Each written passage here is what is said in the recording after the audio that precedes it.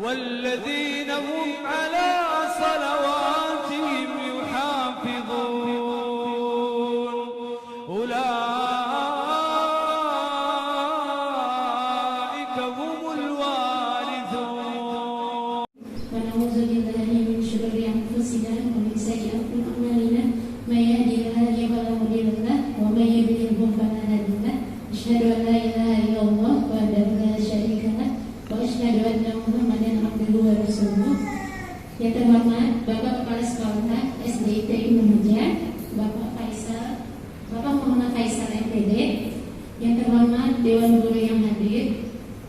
Yang terhormat Bapak Ibu wali murid kelas 1, kelas 1A dan kelas 1B, Iman dan Ikhwan. Selamat datang di SDIT Ibnu Muja. Puji syukur alhamdulillah kita panjatkan kepada Allah. Hamdan katsiran thayyiban mubarakan fi kama yuhibbu rabbuna wa yardah. Asyhadu an la ilaha illallah wahdahu la syarika lahu wa asyhadu anna Muhammadan abduhu wa rasuluh la nabiyya ba'dahu. Allahumma shalli wa sallim. Ya, pada kesempatan yang baik ini ya, tatap muka ya dengan bapak-bapak dan ibu-ibu sekalian ya, sesuatu hal yang menyenangkan ya bagi saya yang bisa bertatap muka dengan bapak-bapak dan ibu-ibu orang tua ya yang mempercayai ya, pendidikan anaknya di SDIT Ibnu Majah ini. Walaupun rasa khawatir ya, tapi kita tetap berlindung ya kepada Allah ya.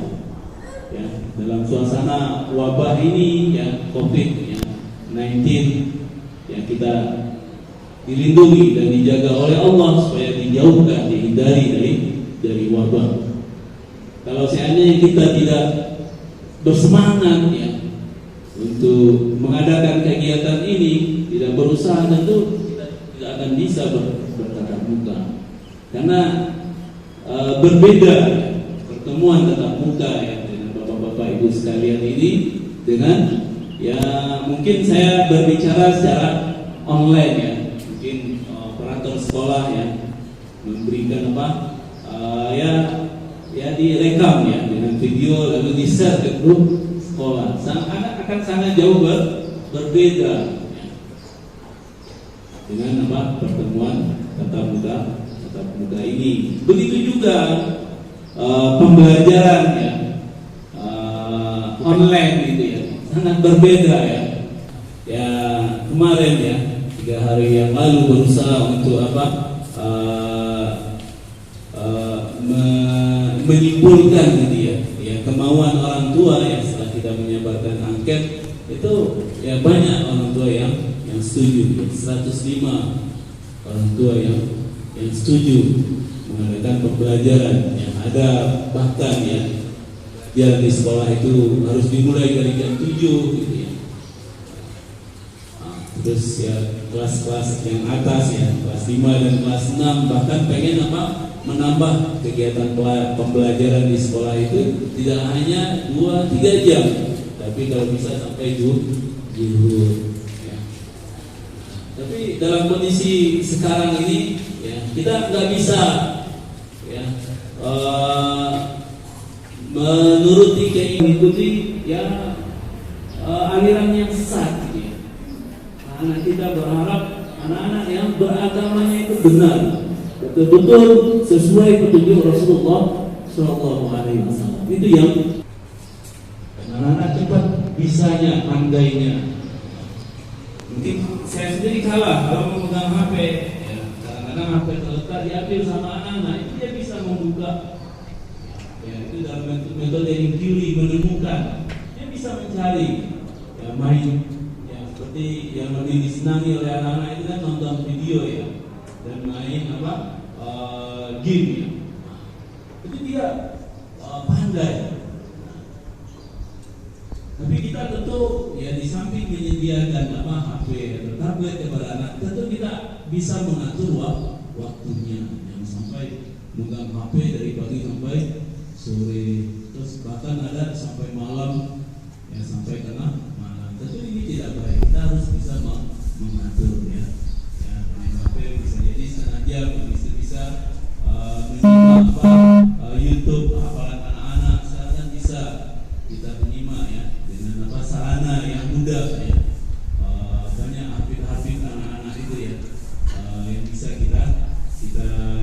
berikan anak-anak kita untuk mendengar dan mengikutinya sehingga dia mudah dalam menghafal Al-Quran. Nah, jadi itu yang kedua ya. Dan yang ketiga, kita tetap berharap anak-anak kita itu yang bisa berwudu dengan benar, sholat dengan benar, ya bisa zikir ya, habis sholat. Karena ini yang penting ya. Dan ini yang akan ditanyakan tatkala seorang hamba meninggal. Ya. Sebelum kaki seorang hamba tergelincir ya, itu akan ditanya sholatnya. Sholatnya. Bahkan tatkala Rasulullah ya sakit di akhir hayatnya itu, dia bertanya, sudah masuk waktu sholat. Jadi kita berharap anak-anak kita itu bisa sholat dengan baik dan benar. Bacaannya itu benar, ya, gerakannya juga benar, sesuai tuntunan Rasulullah SAW. Karena Rasulullah mengatakan, "Shallu kama ra'aitumuni usolli." Sholatlah kalian sebagaimana Rasulullah sholat. Nah, maka sekolahan SDIP Ibnu Majah ini akan mengajarkan pembelajaran kepada anak itu bisa berwudu sholat, bisa juga berzikir. Sholat yang benar, tentu wudunya juga harus benar. Karena kalau wudunya tidak benar, maka sholatnya akan membatali. Ya Pak, saat berburu makan Allahu Akbar. Assalamualaikum. Itu langsung ya, bapak-bapak dan ibu-ibu di rumah ya, bersama anak-anak mendampingi anak-anaknya, maka kita akan bisa menciptakan anak-anak yang betul-betul beriman dan berilmu. Nah, jadi itu yang ketiga. Nah, yang keempat, di sekolah ini diajarkan hafalan hadis dan juga hafalan doa sehari-hari. Dengan hafalan hadis ya, ampunan seorang anak sampai kepada orang tuanya yang sudah meninggal. Hanya dengan mengucapkan Rabbi firli wali walidayya, Rabbi firli wali walidayya, Rabbi firli wali walidayya. Mudah. Ya Allah, ampunilah dosa kedua orang tuaku. 3 kali orang tua yang ada ya di dalam kubur ya, atau di alam barzakh. Karena istighfar anakmu terhadap orang tuanya, terhadapmu. Allah di dalam sabda Rasulullah Shallallahu Alaihi Wasallam tersebut. Jadi kita berharap dengan anak-anak ya diajarkan ya menghafal hadis dan juga menghafal doa-doa itu, dia terbiasa habis sholat itu berdoa kepada Allah. Karena banyak doa-doa yang diajarkan oleh Rasulullah SAW dalam hadis-hadis beliau. Itu yang menjadi harapan dan menjadi unggulan SD itu Ibnu Majah yang keempat. Dan yang kelimanya tentu anak-anak berakhlak yang baik, berakhlak yang mulia. Nah, 5 kata yang akan kita tanamkan, yang akan kita tumbuhkan kepada anak-anak kita yang belajar di SD Ibnu Majah ini ada 5 juga. Yang pertama itu as-sidq, itu jujur. Bagaimana sabda Rasulullah SAW, "Alaika bisidqi", wajib kalian harus berlaku jujur. Kita akan berusaha menanamkan, menumbuhkan anak-anak itu supaya dia jujur. Tidak boleh berdusta. Lawannya itu tidak boleh berdusta. Karena ini penting. Dan ini tentu akan menumbuhkan kebaikan ya, terhadap anak tersebut dan juga terhadap yang anak dengan orang tuanya ke depan, karena dia memiliki anak yang jujur. Coba apa jadinya ya, di sekolah ya, anaknya tidak jujur kepada guru, di rumah anaknya juga tidak jujur kepada orang tuanya, bingung, ini juga bingung, orang tuanya juga. Jadi kita akan menumbuhkan karakter kejujuran kepada anak kita. Dan yang kedua, tentu amanah.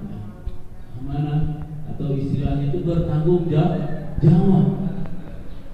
Bahwasanya dia ke sekolah itu adalah untuk belajar. Kalau seandainya seorang anak dia ke sekolah, atau dia di pondok, dia belajar di kampus, tidak memiliki amanah, tidak memiliki rasa tanggung jawab, bahwasanya dia itu dibiayai agar bisa sekolah untuk belajar, maka dia akan lebih banyak bermain. Tidak memperhatikan pembelajaran di sekolah ataupun di pondok maupun di tempat perguruan tinggi. Jadi kita akan menanamkan dan menumbuhkan karakter amanah ini atau tanggung jawab. Karakter yang ketiga, anak-anak itu harus mandi sejak dini.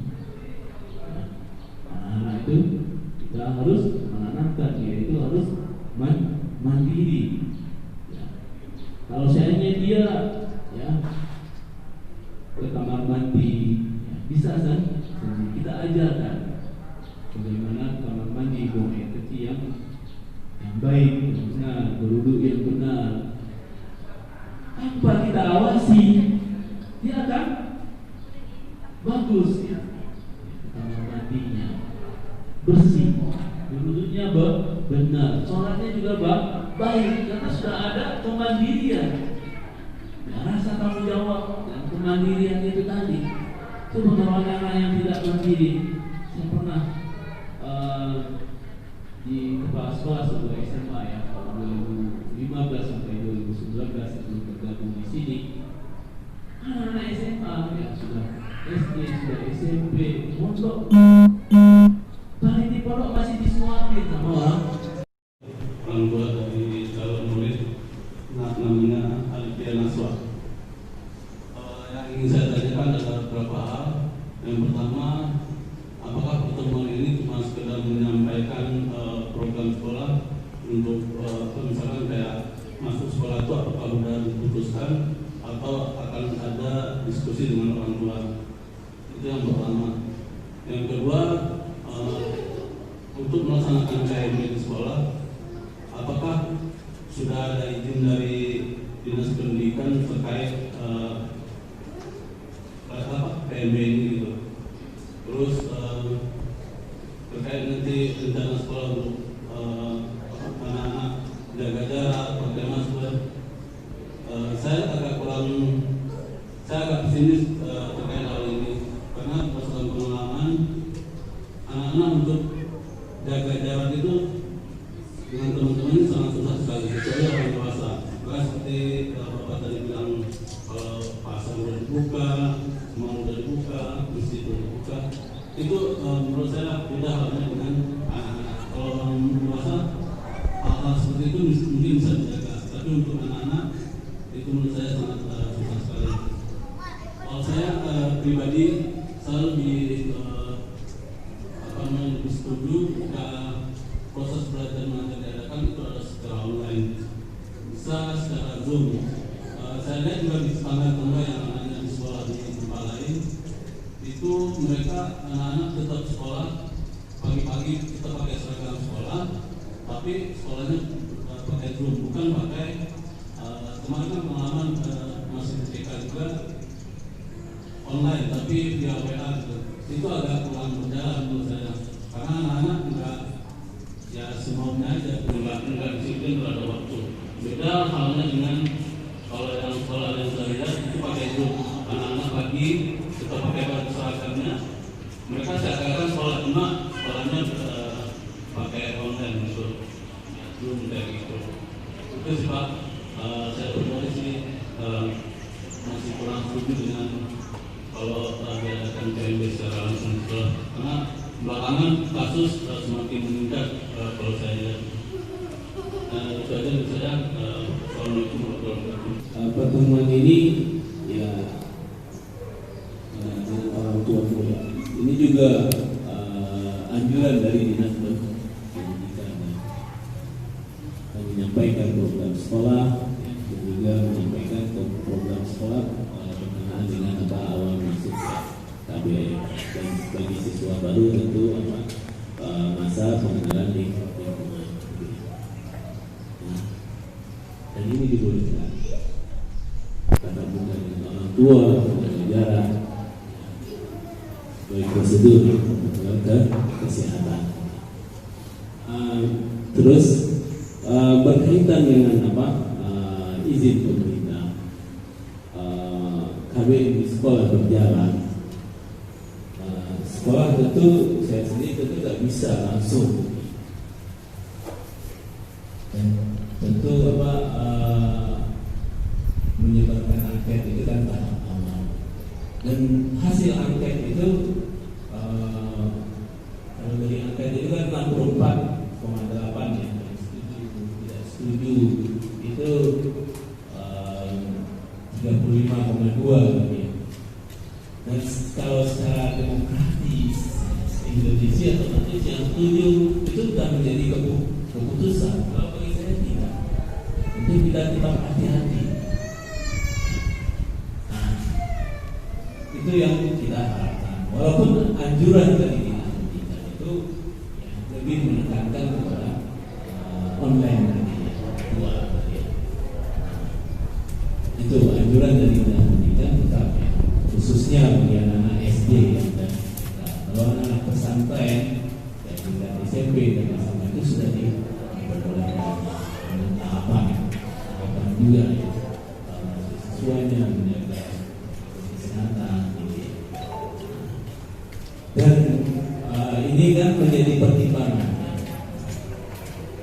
Jadi pertemuan yang sekolah adakan ini tentu ya, selaku sekolah menyampaikan kepada orang tua program sekolah, terus ya menanyakan kepada orang tua setuju atau tidak. Jadi menjadi keputusan nanti dari pihak sekolah. Saya belum mengatakan ya nanti KBM tatap muka 2 jam sesuai angket itu belum ada keputusan.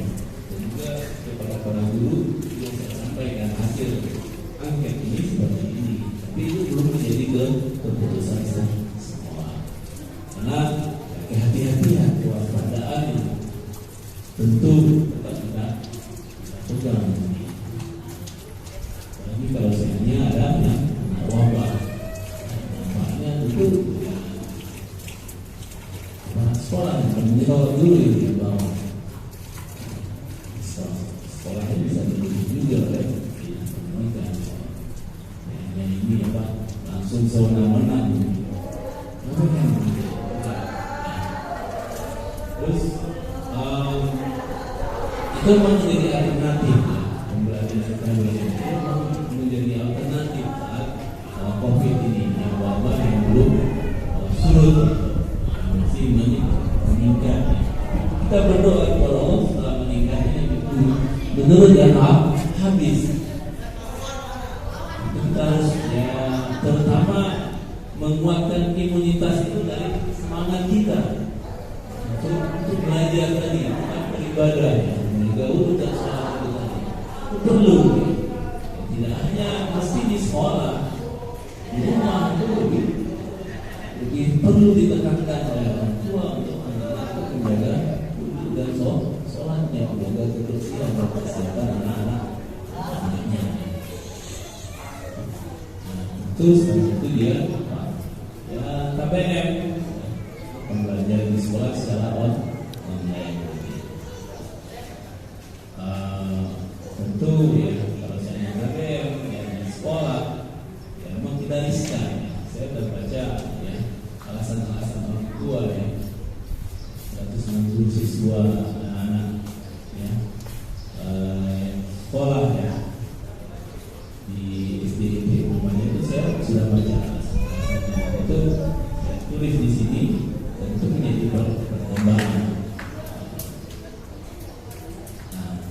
belum membuat surat keputusan. Jadi tatap muka ini sangat baik, sangat bagus dilaksanakan. Kalau seandainya ada sekolah kita masuk dari kelemahan dan kekurangan sekolah tersebut, karena diperbolehkan. Pemerintah dengan sendirinya juga memperbolehkan pertemuan orang tua yang tidak diperbolehkan itu pembelajaran di sekolah memang tidak dibolehkan oleh pemerintah dan dinas pendidikan, terutama pada anak SD dan TK. Bahkan anak-anak TK di Keranji itu ada muka dua meja. Beda ya, kita kan belum. Kita melihat perkembangan ke depan. Mungkin itu yang dapat saya sampaikan. Terus berkaitan dengan izin pemerintah, itu kan setelah tuntutan orang tua kepada sekolah agar melaksanakan pembelajaran secara tatap muka. Ini perlu Bapak Ibu pahami.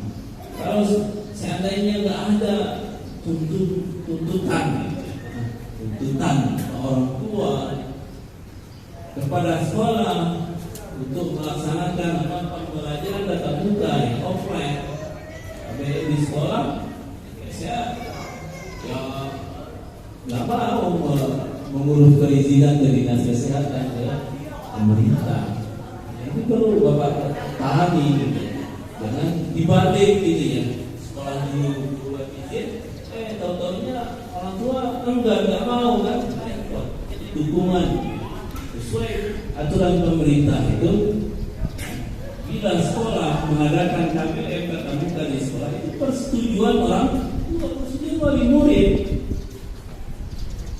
perlu dipahami. Yang menjadi catatan saya juga, makanya saya di samping saya menyebarkan angket, saya perlu juga tatap muka dengan orang tua, karena ya jarang-jarang ya kalau udah KPM pembelajaran ya nggak mungkin saya mau mengadakan kegiatan ini setiap saat. Biasanya di sekolah ya awal KPM, nanti akhir KPM, atau nanti pengajaran baru lagi. Tuh, jadi itu. Kalau seandainya nggak ada tuntutan keras, semangat dari orang tua untuk di sekolah, otomatis saya sendiri secara naluri ya cenderung ya anjuran untuk ya belajar di rumah, mau via WA, via Zoom, pembelajaran video yang dikirim oleh para guru ya, materi pembelajaran, lalu anak ditugaskan membaca, lalu diberikan lembaran tugas bekerja kepada siswa, cenderung seperti ini. Itu ya, karena ada memang seperti yang di alasan-alasan kita akan menyampaikan ya, saya secara sekilas ya, akan menyampaikan kepada bapak-bapak dan ibu ya, berkaitan program sekolah ya, MPLS atau MOS, istilah familiar itu sebenarnya MOS, masa orientasi siswa baru ya. Masuk dia SD atau masuk SMP, pondok ya, masuk SMA ya, bahkan masuk perguruan tinggi itu juga ada MOS, masa orientasi mahasiswa gitu. Nah, istilah dinas pendidikan ya 3 tahun belakang ini ya, diistilahkan dengan MPLS karena image yang tidak baik ya, terhadap anak-anak saat masa orientasinya, terutama mungkin di dekat SMA, perguruan tinggi sampai ya penyiksaan terhadap juniornya ya. Ini kasus yang SMA yang sempat itu terdengar itu di SMA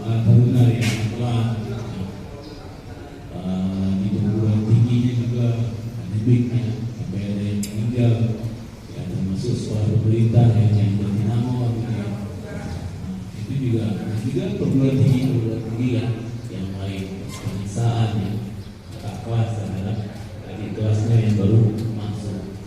Nah, sehingga pemerintah merubah istilahnya masa dengan apa? Masa pengenalan lingkungan sekolah. Masa pengenalan lingkungan sekolah ini ya, sebenarnya kita berharap itu ya ada ya, karena siswa baru ya, siswa mengenal wali kelasnya, mengenal gurunya, mengenal ya sekolah ya muter-muter gitu ya, sambil nuansa edukasi pembelajaran yang didampingi oleh gurunya ya, dalam durasi waktu ya 2 jam ya. Nanti jam 10 itu lagi oleh orang tuanya ke sekolah, lalu pulang tidak keluyuran, jadi anak-anak terjaga. Itu harapannya sekolah jadi demikian. Tapi suasana COVID ini yang akan menghalangi kita, karena ada mungkin rasa kekhawatiran kita lebih tinggi, terus ada juga rasa jenuh orang tua yang mendampingi anaknya di rumah. Anak-anak itu sangat kuat aktivitas bermainnya itu lebih tinggi daripada belajarnya itu. Nah, kita hanya bisa mengatur waktunya itu ya, kapan belajar dia harus belajar, kapan dia bermain silakan bermain, karena untuk melarang anak-anak itu bermain sangat sulit sekali. Butuh perhatian dan pendampingan orang tuanya. Kalau anak sedikit ya pasti dia keluar rumah pergi main. Kalau seandainya tidak didampingi oleh orang tuanya. Nah, kira-kira ya secara tatap muka ya, saya sudah melihat ya hasil online juga ya, oke, online ya. Ibu-ibu yang hadir, bapak-bapak yang hadir di sini kira-kira pengen apa? Ya, online apa ada kehadiran 2 jam di sekolah?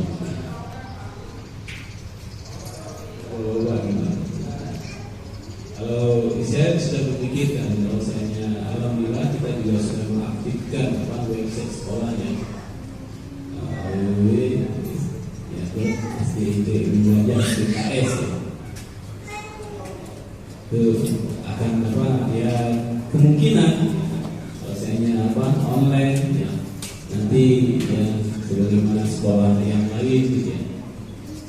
Jadi sekarang itu sambutan kepala sekolahnya, nanti pendampingan pembelajaran oleh gurunya ya, mengenalkan lingkungan sekolah, kelasnya yang mandi yang di videoin gitu. Nah, terus nanti bisa ke wali murid masing-masing, suruh anak-anaknya nonton.